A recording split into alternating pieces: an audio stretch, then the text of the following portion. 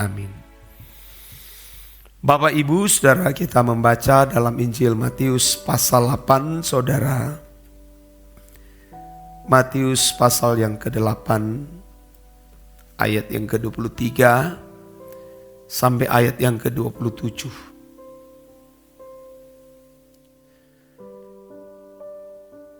Lalu Yesus naik ke dalam perahu dan murid-muridnya pun mengikutnya. Sekonyong-konyong mengamuklah angin ribut di danau itu, sehingga perahu itu ditimbus gelombang, tetapi Yesus tidur. Maka datanglah murid-muridnya membangunkan dia, katanya, "Tuhan, tolonglah kita binasa." Ia berkata kepada mereka, "Mengapa kamu takut? Kamu yang kurang percaya." Lalu bangunlah Yesus menghardik angin dan danau itu. Maka danau itu menjadi teduh sekali. Dan heranlah orang-orang itu, katanya, "Orang apakah dia ini, sehingga angin dan danau pun taat kepadanya?" Saudara,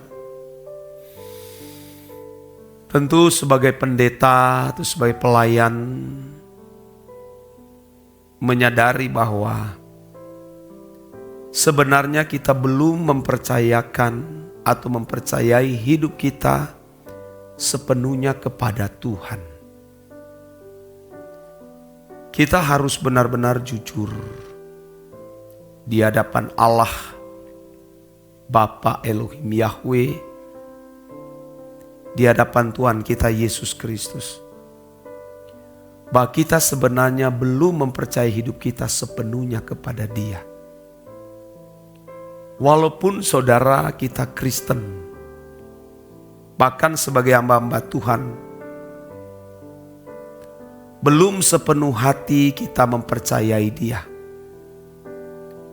Kalaupun seseorang berani percaya, itu karena ada beragam motivasi di dalam hati. Walaupun percaya, tapi ada banyak atau penuh dengan beragam motivasi, saudara. Karena pada faktanya, kenyataannya, ini dialami oleh banyak pengikut-pengikut Kristus di era di mana Yesus masih mengenakan tubuh daging seperti kita hari ini.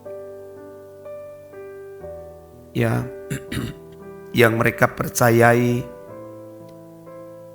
sebagai anak Allah, sebagai guru, sebagai Tuhan. Ternyata mereka mengikuti Yesus penuh dengan beragam motivasi. Di antaranya karena telah makan roti dan mereka kenyang. Di antaranya telah melihat banyak mujizat, yang mati dibangkitkan, lumpuh bisa berjalan, yang buta dicelikan, yang kerasukan roh jahat dilepaskan. Motivasi yang lain ya saudara adalah karena mereka menginginkan pembebasan dari jajahan bangsa Romawi. Sehingga saudaraku, ternyata tidak sepenuh hati mereka mengikut Tuhan. Saudara bisa membayangkan murid-murid Tuhan Yesus satu perahu dengan Yesus, sama-sama melakukan perjalanan, sama-sama ada di perahu, ada di danau, sedang menuju ke seberang. Ketika mereka menghadapi sebuah badai berupa angin sakal, mereka penuh dengan ketakutan, saudara. Takut Frasa takut sini saudara menunjukkan bahwa mereka belum mempercayakan hidup sepenuhnya kepada Tuhan saudara. Ini frasa ini sangat penting kita perkarakan. Kata takut itu. Itu memberikan sebuah signal atau pesan bahwa mereka tidak mempercayakan hidup sepenuh kepada Tuhan. Itu nampak dari kehidupan mereka penuh dengan ketakutan. Nah, ada banyak orang Kristen juga demikian, saudaraku. Menghadapi frasa takut itu. Padahal Kristen bisa setiap minggu ke gereja, tengah minggu ke persekutuan doa. Tapi ketika melihat situasi keadaan sekitar, tidak memiliki harapan, orang meninggalkan, ada masalah, ada pergumulan, ada persoalan hidup, ada masalah ekonomi, masalah sakit penyakit, maupun pergumulan-pergumulan berat lainnya. Tidak sedikit yang kehilangan kendali. Tidak lagi mempercayai Tuhan. Bahkan meragukan Tuhan, saudara. Sama seperti murid-murid ini. Mestinya mereka tidak perlu takut, tidak perlu meragukan Tuhan. Karena Tuhan ada di perahu, saudara. Di tengah gelombang badai, Yesus tidur, saudara. Karena dia mempercayai hidupnya kepada Bapa. Bapa yang mengendalikan alam semesta. Bapa yang mengatur seluruh keadaan hidup manusia. Tapi murid-murid itu saudara takut, gelisah, khawatir, cemas karena akan tenggelam. Ini menunjukkan bahwa mereka mengikut Yesus, tapi hati mereka tidak kepada Dia. Tidak percaya kepada Dia. Jangan sampai saudara keadaan-keadaan ini kita alami, lalu kita memiliki model iman seperti murid-murid Yesus. Kita mulai malas berdoa, karena mungkin apa yang kita harapkan, yang kita minta tidak terpenuhi, tidak tercapai, ataupun gagal. Kita mulai menarik diri. Kita mulai mencurigai. Tidak lagi mempercayakan masalah ini kepada Tuhan. Kalau di kisah yang lain, saudara, saat di mana Tuhan Yesus berjalan di atas air di tengah malam, murid-murid memandang dia sebagai hantu. Berjalan di atas air. Nanti Yesus berkata, "Aku ini Tuhan. Aku guru." Baru Petrus mencoba mempercayai, membangun kepercayaan. Kalau engkau Tuhan, suruh aku berjalan di atas air.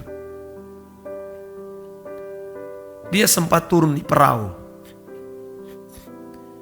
dan mulai berjalan di atas air. Ketika dia mulai merasakan ada tiupan angin, dia mulai meragukan dan akhirnya tenggelam. Dan Yesus datang menolong dia.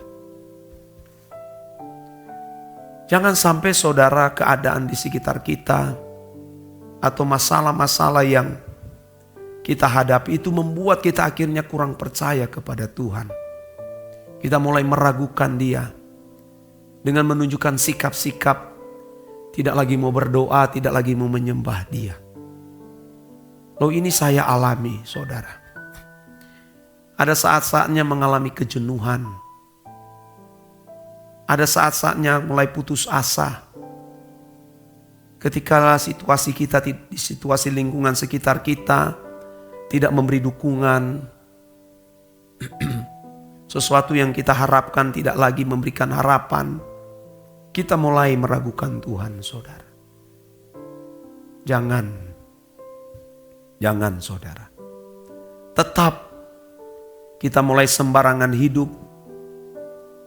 Kita mulai tidak lagi menjaga kesucian hidup, kekudusan hidup. Jangan. Dalam keadaan apapun Tuhan itu bersama-sama dengan kita, saudara. Di situasi apapun Allah bersama-sama dengan kita. Jangan sampai kita berkurang iman kita kepada Dia, saudara. Kita akan tenggelam. Kita akan penuh dengan badai kehidupan yang akan menyeret kita, akhirnya kita tidak lagi mempercayai seluruh hidup kita kepada Tuhan. Kalau Dia sudah menebus hidup kita, kita tidak perlu takut terhadap kemiskinan, terhadap kesulitan, terhadap kematian, terhadap ketelanjangan, bahaya pedang. Tidak perlu kita keragukan, termasuk bahaya kelaparan. Karena kita percaya kita sudah ada di dalam genggaman Tuhan. Karena sebab Dia telah membeli kita dengan harga yang lunas dibayar. Kenapa kita perlu takut? Ya saudara, saya percaya saudara, firman ini menjadi pedoman bagi kita. Jangan mengurangi cintamu kepada Tuhan. Tetap mengasihi Tuhan, saudaraku. Ya. Dan ini menjadi pesan Tuhan bagi kita semua saat ini. Amin.